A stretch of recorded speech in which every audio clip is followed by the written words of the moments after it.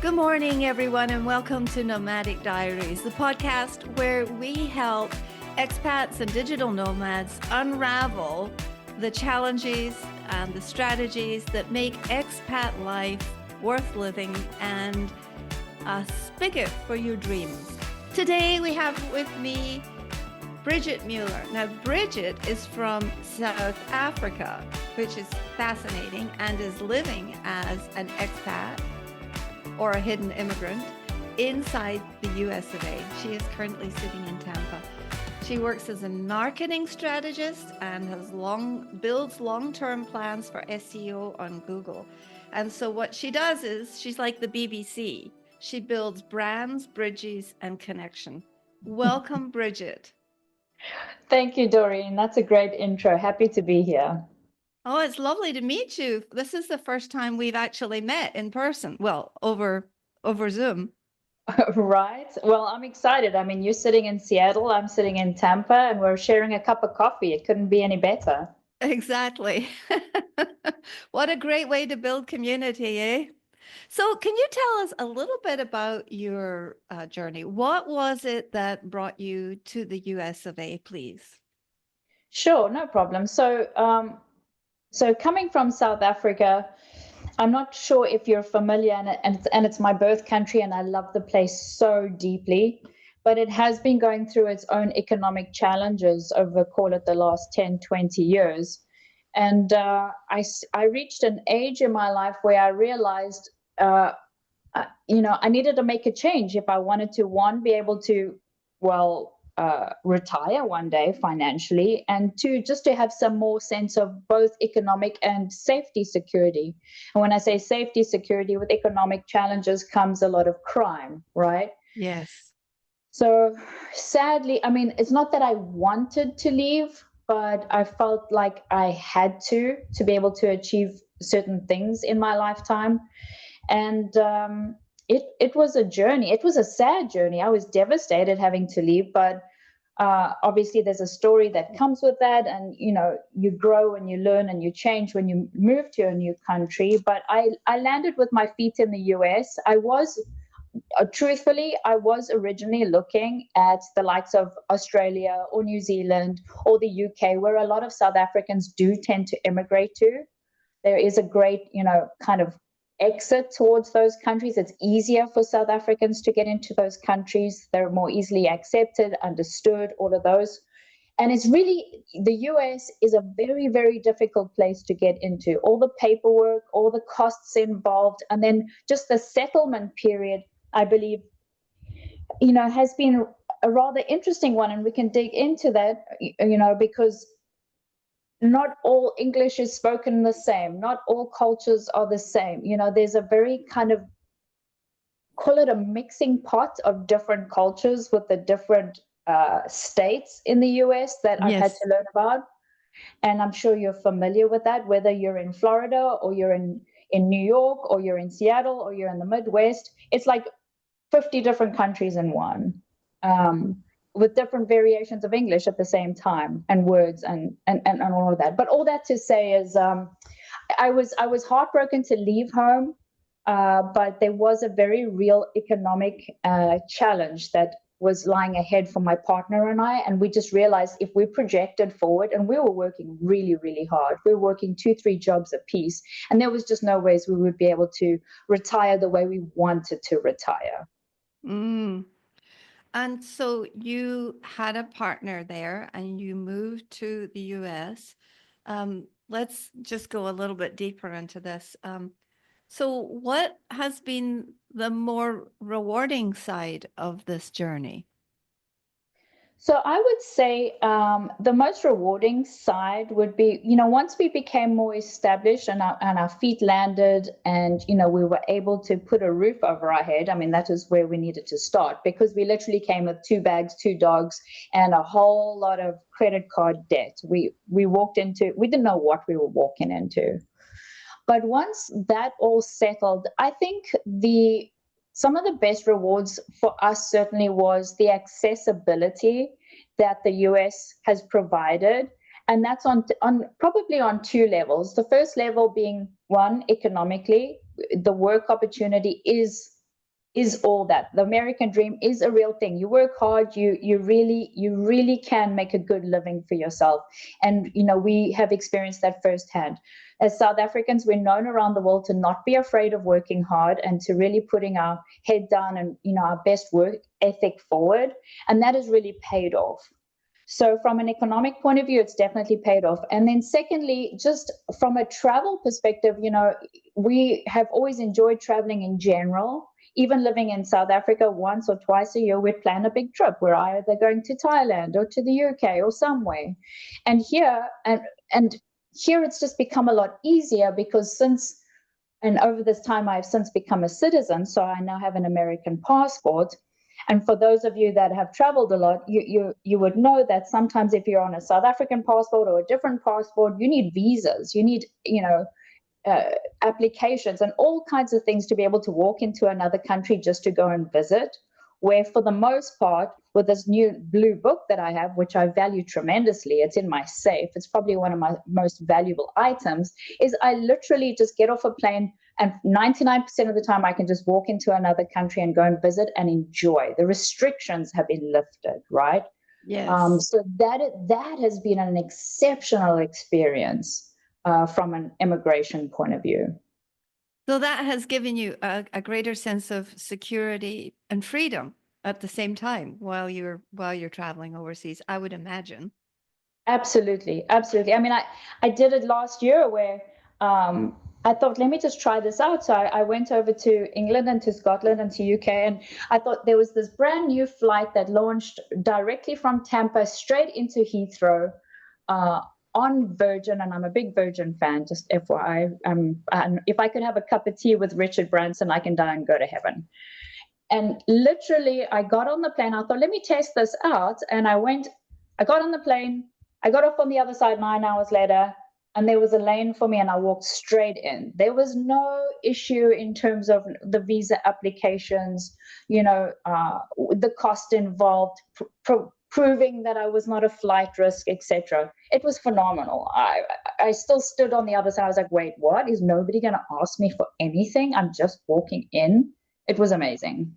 Yeah, very, very different from arriving on a South African passport, I would imagine. Oh, absolutely. Absolutely. Because then your questions, security will take you aside. They check all the paperwork. Never mind when you arrive. Also, before you leave, right, you need to go to the embassy of the country you want to visit. In South Africa, you have to put in an application. It costs you money. You have to show the flights. You have to show that you have a job to come back to. All these things. And then you're not even guaranteed to get those visas, right? And then usually, if you do get them, there's a timestamp to them. Sometimes it's like a few weeks. Sometimes it's only 3 months that you can use it. So it makes it a lot more challenging to travel from South Africa on a South African passport. Where we call it the green mamba in South Africa. We love our passport, but it has its limitations. So now I've got the green and the blue. So I kind of go between the two. I feel very blessed, actually. That's excellent. So you mentioned that you have lost some loved ones while you've been living abroad. Can you tell us about in what way is it different when you're overseas or not in your home country with your normal support system? Can you tell us a little bit about that experience? Sure, and I'm sure many can relate. So there's two aspects to that. So one, I've lost friends and family that are still living in South Africa, and I'm sitting here. Yes. I was particularly close to my grandmother when I left, and she was there at the airport to see us off. And not even 2 years later, I get this phone call, and she's passed away. And there's this unreal kind of, wait, what? I should have been there. What do I do now? Do I hop on a plane now for the funeral, or could I have been there? There's all these thoughts. The whole feeling is just kind of completely escalated, even though you're sitting at a distance. And then that guilt feeling of when, well, okay, I can't get there, because sometimes you just can't get there. Maybe it's financial, maybe it's timing, a multitude, or you're working. and you can't make the funeral because it's not like I can just drive up the road. I mean, traveling from America to Cape Town in South Africa, I mean, just going from Atlanta to Cape Town is about 16, 17 hours in a flight, right? So, I mean, door to door, you're looking at like about 30 hours. Right. So it's not something you can just quickly do. So from that, so that's the one piece of it, and that's having experienced that. I'll be very honest. I won't say nervous, but I'm kind of hesitant. If my phone rings, I'm like, is it somebody else that I love? You know, you know, do I have enough heads up to be able to get back? Do I want to? Can I? It's can I? Could I? Should I? Would I? There's all these things that are kind of just bumbling around in your head as to what has happened and what potentially now could happen. Sure. I can relate to that. My mother passed away while I was in the Oman, actually. And we were visiting for, it was one of our wedding anniversaries, and we had our daughter with us sitting on a balcony looking out over the Gulf, as you do. And we got the word, and it was very sudden. And it was very interesting the way that we ultimately handled it. I didn't go back for another 2 weeks or so. And because in Scotland, people don't apparently want to bury anyone during the holidays, heaven forbid. Goodness. And that's a cultural thing, right? Right. And Right. honoring my dad's wishes and honoring that culture was a very, very interesting choice to have to sit in Saudi feeling like my hands and feet were tied for a week or two. That's changing. So I can really relate to your story of, because your mind fills up. Distance does this to us. Distance inserts itself into every single conversation, doesn't it? It absolutely does. And, you know, not just, you know, family that I've lost, you know, suddenly I've already counted 4 friends that have passed away since I've been here. And also didn't see it coming, didn't know it was about to happen, you know, sudden tragic accidents or events. And then, you know, you kind of sit here going, wait, what? And then again, it's you don't know what the news is. Well, when I say the news, you don't know what news you're going to get the next day when you know you switch on your social media or you answer the phone call. So I don't know. It's an interesting. Well, I wouldn't say interesting. It kind of rocks you a little bit to your soul on a level where you feel almost helpless and guilty at the same time because you should be there. These are Yeah, people you well, grew up with, that you yes. grew up with these people, right? We shared some of our most intimate times with these people.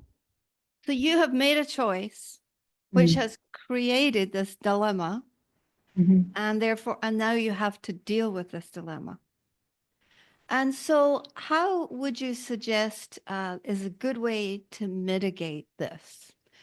Is there any way of mentally or emotionally prepping ourselves for these emergencies that do occur when we are away from our native country? I think I mean, I don't think I have the complete answer, but I have thoughts on it, right? Because I think we're all figuring it out as we go. So, Of course we are. right, this is the journey we're on. I have found myself putting extra provisions aside for such a thing, just in Yes. case. There's that handful, you know, that you really physically want to be there, either before or after, whatever the situation is. So there's the physical provision that I've started making, kind of the rainy day fund, I guess. Um, on the other end of it, I have found myself also paying far more attention and trying to be a little more intentional with any communication that I have with people back at home. Not just like a hey on a WhatsApp or a thumbs Yes. up or whatever it is. It's like, okay, if I'm going to communicate, I'm going to be really intentional about it. And I really want to know how you are doing. And let's have a good conversation and a good catch up, right? So that if it gets to that point where, and I certainly felt that with some of these folks that have since passed on, that I could have spent more time. You know, that's part of the regret. I could have, you know, been a little more attentive in the conversations that we had, and less like I'll get to it, or one word, because life kind of rushes us along and we got to get to the next appointment and we're trying to do all these things. But now I find myself, okay, hang on a second. You're communicating with me. I tell you what, let's set aside some time. Let's set aside, like, not next week, not next month, tomorrow. I'll call you tomorrow and let's talk. Let's video call. Let's have a very meaningful conversation so that we can connect. And those are two things that I'm finding that are starting to help me find a little more peace with the whole situation, because it's a reality. You're not going to get away from it. Yes. Well, I think that makes definite sense. I did a workshop for someone 2 years ago on the subject of grief and dying while overseas. And there's so many aspects, including the rituals of the country you're in, where it's happened, how you manage the distance, self-care. The rituals are different everywhere you go. So it is very, very uncanny. Yesterday, I wanted to share you this. Henry David Thoreau at one time said, "The price of anything is the amount of life you are willing to pay for it." Huh. And I thought that was very apropos to the expat life, because the price of expat life is the amount of life we are willing to pay for it. Do you have a comment on that quotation? Does that hit you? It does. It hits me square in the chest, actually, because I feel like life as an expat is not only time that we apply, but time that is taken away from where we are at, but also real raw intention and purpose in each and every single moment.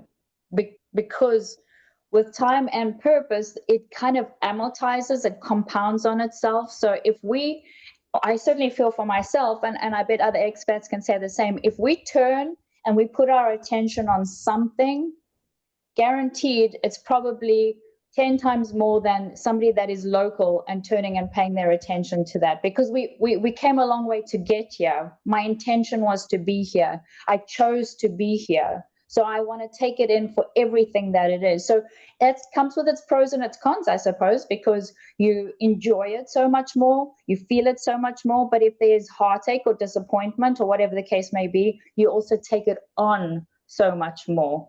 I've noticed that difference in myself. I used to be able to handle these things pretty quickly, slice and dice and move on when I was back at home. Here, I tend to really feel either super overjoyed or super disappointed, whatever the situation is, on a whole new level. So that life that you give, that is absolutely a price of sorts, that time. It is. It's that balance, and it's that balancing act. Seems like it's a little bit more extreme when you're living overseas and you have the chunk of distance, which seems to be the fulcrum, doesn't it? It's that time lag and that distance that we are always managing and learning to manage. So, yes. Tell me about, you mentioned guilt, that it was a sense of guilt. Talk to me about that side of it. I've talked to quite a few people on the subject of grief and how we actually, I feel like I've grieved Scotland for 50 years. So it's kind of like a daily practice now. It's just something I do. Yes. It's like I have love for something other than now that I am currently living in, and it's just has to be packaged up in the back of my mind. But you brought up the subject of grief and guilt, and I'm really interested in hearing what you would recommend, or how we observe the grief, how we describe it, what sort of language do we need to use to talk about it. Can you speak a little bit to that, please? Sure. So, grief in a space of not just losing people, but losing the place, your sense of roots, your familiarity, your culture, your everything, right? So you grieve the place, you grieve the people, and the guilt, I guess, comes in when something doesn't quite go according to plan. Somebody gets hurt, the place is struggling. I mentioned South Africa has some economic challenges, and I'm like, well, guilt. I should be there. I should be on the streets. I should be, fighting a cause. I should be doing something. Or guilt, somebody's sick and, dying, and I'm not there to hold their hand, right? But for me, I chose, so how I work through it, what I do, right, personally, is I own it with everything in me. South African born and bred. I will listen to the music. I will seek out the food. I will seek out people to speak to, just to get that taste of home for a minute, and I'll feel it. I'll make myself feel it. It like fires up your soul, and then it makes you happy, it makes you sad, all at the same time, right? There's this emotional fire that it ignites in me. And then I push through it. I think to myself, okay, well, there was a reason I came here to begin with, right? And then the reason was, firstly, just my partner and I to try and find a future for us. She has sadly since passed, since we have been here in this country, and that's a different topic for discussion. But at the same token, what I've done is I've made sure, even when she was alive, but more so now that she's passed, I've made sure that I do not lose that connection with home. And everything that I do is purposefully driven to helping those back home in some way, shape, or form that I can, even if I'm not physically there. Does that make sense? Yes, it does. It sounds like we should title this episode something like The Purpose-Driven Expat. Yes, that has been my saving grace to finding purpose, right? And my purpose is tied back to home. Yes, interesting. So even although you are physically, emotionally, and mentally present in the US, your purpose is all centered around a different geographical neighborhood, correct? Correct. So I figured the only way I could make some kind of meaningful change was, and if I'm not on the ground there, fighting the good fight or doing what I can do in person, one of the biggest challenges that the country does have is a very, very, very, very high unemployment rate. And there are folks there that are much smarter than I am, much more qualified than I am, but they are not unable to leave the country. It's difficult to leave the country, and they have families to feed. So by this business that I've started, this digital marketing business, I make sure that I serve all my international clients with South Africans who need an income. Excellent. And that is my purpose, because now, I mean, honestly, the world is really lucky. They're getting some of the best of the best. South Africans are phenomenal people from a work perspective, right? And very talented. But at the same token, at least, and that's my biased opinion. I mean, we can debate on that all day long. No, this is your truth. This is my no one else's truth. This is my truth. But at the same token, those that I'm able to send work back home to, they're able to make some kind of difference in their own lives, just from a survival point of view. Sure.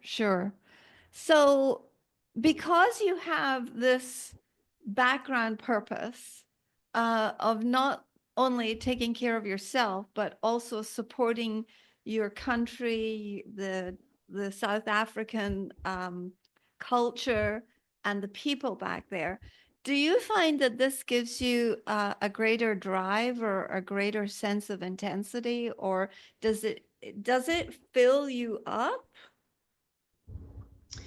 I think both, honestly. It does. I mean, I've been told once or twice, most recently by new friends that I've made in the US, that I can be pretty intense. And I'm like, intense in what way? I was told that the other day. One of my sister-in-laws said to me, Doreen, you're a wee bit intense. I said, what? Yeah.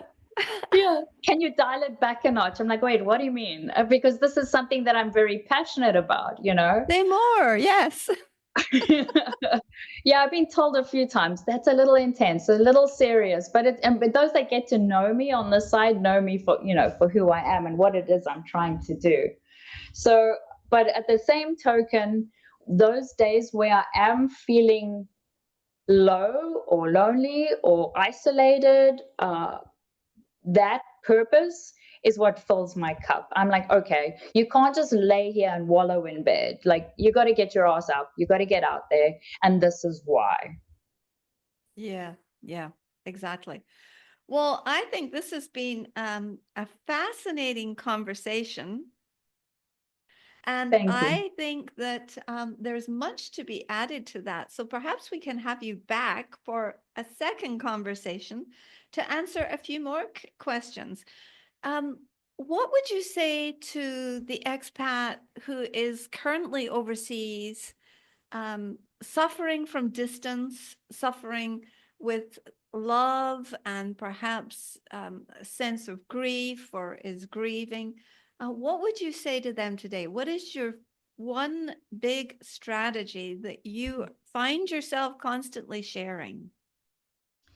That's a great question. So, the one constant I would say is look inward, figure out something that makes you happy. Is it a hobby?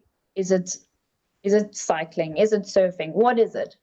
And then go and find a local community that does that and connect with them on something that fires you up. That's where I would start. I have a few little tools and tricks up my sleeve, but that is honestly where I start. And in that way, you have something common to talk about with other people that you're excited by, and inevitably you're going to start building a local community around you.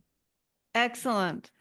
Well, ladies and gentlemen, listeners, thank you for listening in today. This is Brigitte Muller. And Brigitte, where can people find you if they're looking for somebody who's going to be their BBC, their brand building bridges and connection? I actually have a personal website that they can connect with me on. It's brigittemuller.com. It's